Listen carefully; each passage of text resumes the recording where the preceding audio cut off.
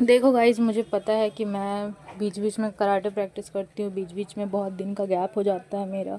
But हाँ, मैं daily upload करने का ट्राई कर रही हूँ, क्योंकि मेरे हेल्थ का इशू चल रहा था और भी बहुत सारे इशू चल रहा था। बट वो मैं एक्सक्यूज़ नहीं मारूँगी कि मैंने इसके वजह से प्रैक्टिस नहीं किया।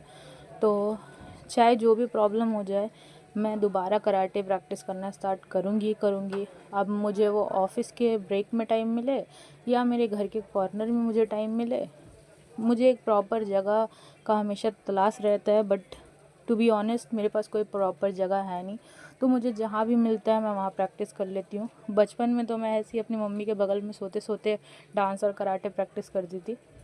बट अभी थोड़ा सा जगह मेरे घर के बाहर है जहाँ पे मैं प्रैक्टिस कर सकती हूँ।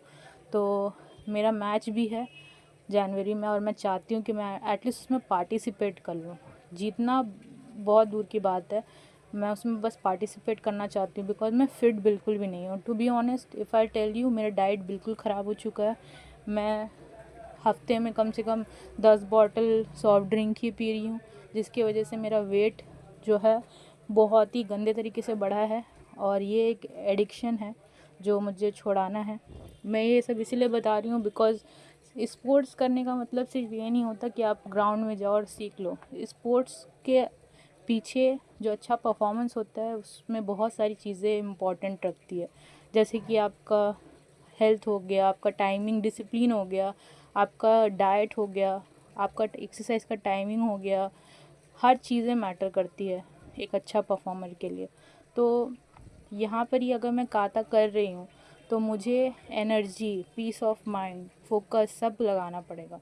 सिर्फ़ और सिर्फ जाके परफॉर्म कर लेने से नहीं होता। बॉडी फ्लेक्सिबिलिटी भी बहुत ज़्यादा इम्पॉर्टेंट चीज़ होती है जिस पे मुझे ध्यान देना है। और हाँ, मैंने 100 डेज़ का चैलेंज लिया था और वो मैं कंप्लीट करूँगी, चाहे जो भी हो जाए।